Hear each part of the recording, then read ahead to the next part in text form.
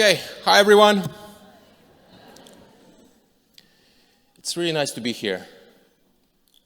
I want to thank everyone for setting this up, for organizing this, for giving me this honorary degree.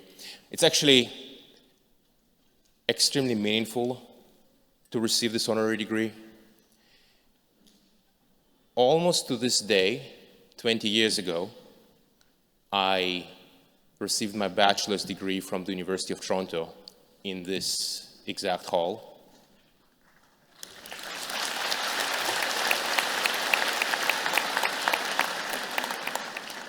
And actually at this point now I have, this would be my fourth degree from the University of Toronto. And I had a really extremely wonderful time here. I spent a total of 10 years. I did my undergrad degree and I learned a lot. And I was also a graduate student here. And it was really wonderful. I was able to go deep in my whatever I was interested in and to really become a researcher. It was really wonderful to study with Geoffrey Hinton, actually. The fact that Geoffrey Hinton was in this university was one of my life's great strokes of luck. And I feel a lot of gratitude to the university. I feel like I couldn't have asked for a better way to, become educated, mature, become a scientist. And also at the University of Toronto, when I was a student here, we were doing the best AI research out of anywhere. It was the most revolutionary ideas, the most exciting work. And I feel very lucky that I was able to contribute to it already, in grad school as a student. But that was a long time ago. And the way I understand it, in a convocation speech, one is supposed to provide sagacious advice, and I'll do a little bit of that, but only a bit, because this speech will be a little bit different. I will offer one bit of a useful state of mind, which, if one adopts it, makes everything much easier, which is to accept reality as it is and to try not to regret the past and try to improve the situation. And the reason I say it is because it's so hard to adopt it. It's so easy to think, like some bad past decision or bad stroke of luck, something happened, something's unfair, and you can just it's so easy to spend so much time thinking like this. While it's just so much better and more productive to say, okay, things are the way they are, what's the next best step? And I find that whenever I do this myself, everything works out so much better. But it's hard, it's a constant struggle with one's emotion. And that's why I mention it to you. Perhaps some of you will adopt it yourself. This is a reminder to adopt this mindset as best as one can. And also a reminder for myself, constant struggle. But this aside, the reason it's not going to be the most conventional convocation speech is because there is something a little different going on. Right now, we all live in the most unusual time ever. And this is something that people might say often, but I think it's actually true this time. And the reason it's true this time is because of AI, right? Obviously.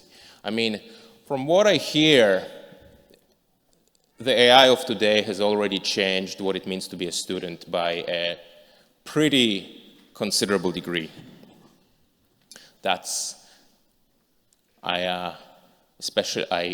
what I sense, and I think it's true. But of course, the impact of AI goes beyond that. What happens to the kind of work we do? Well, it's starting to change a little bit in some unknown and unpredictable ways. And some work may feel it sooner, some work might feel it later.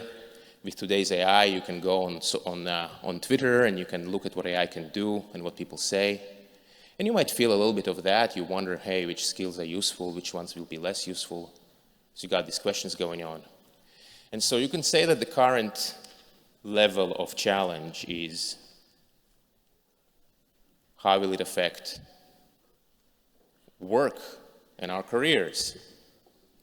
But the real challenge with AI is that it's really unprecedented and really extreme. and it's going to be very different in the future compared to the way it is today. Like, we've all seen AI, we've all spoken to a computer, and a computer has spoken back to us, which is a new thing. Computers would not do this in the past, but now they do. So you speak to a computer, and it understands you, and it speaks back to you, and it also does it in voice, and it writes some code. It's pretty crazy. But there are so many things it cannot do as well, and it's so deficient. So you can say it still needs to catch up on a lot of things. But it's evocative. It's good enough that you can ask yourself, you could imagine, okay, fine. In some number of years, some people say it's in 3, some people say it's in 5, 10, numbers are being thrown around. It's a bit hard to predict the future. But slowly but surely, or maybe not so slowly, AI will keep getting better. And the day will come when AI will do all the things that we can do. Not just some of them, but all of them. Anything which I can learn, anything which any one of you can learn, the AI could do as well. How do we know this, by the way? How can I be so sure? How can I be so sure of that?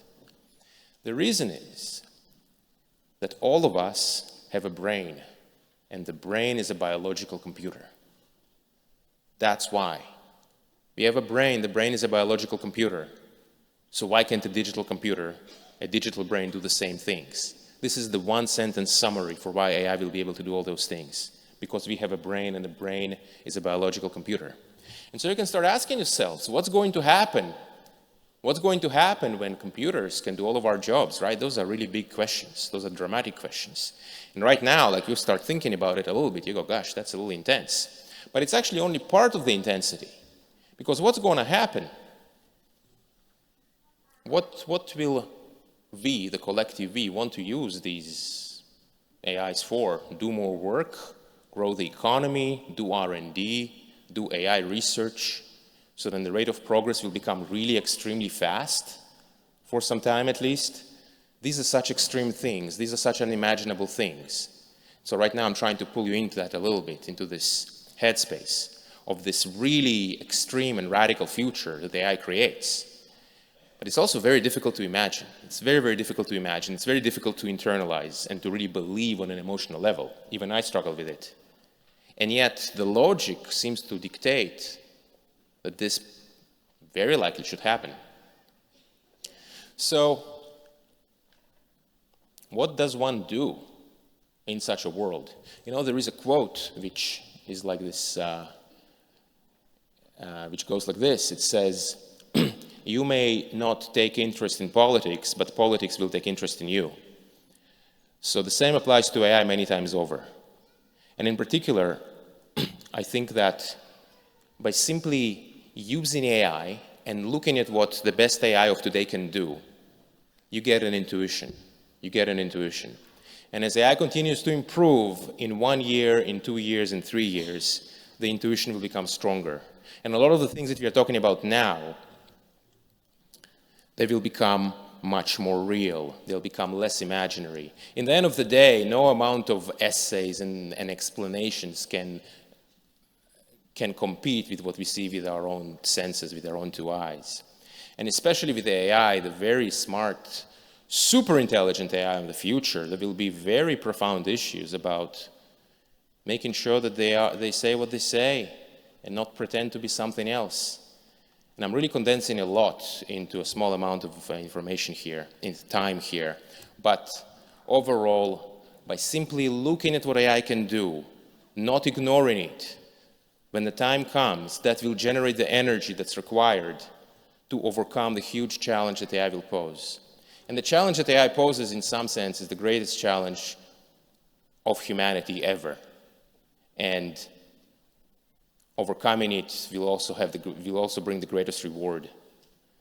And in some sense, whether you like it or not, your life is going to be affected by AI to a great extent. And so looking at it, paying attention, and then generating the energy to solve the problems that will come up, that's going to be the main thing. And I'll stop here. Thank you so much.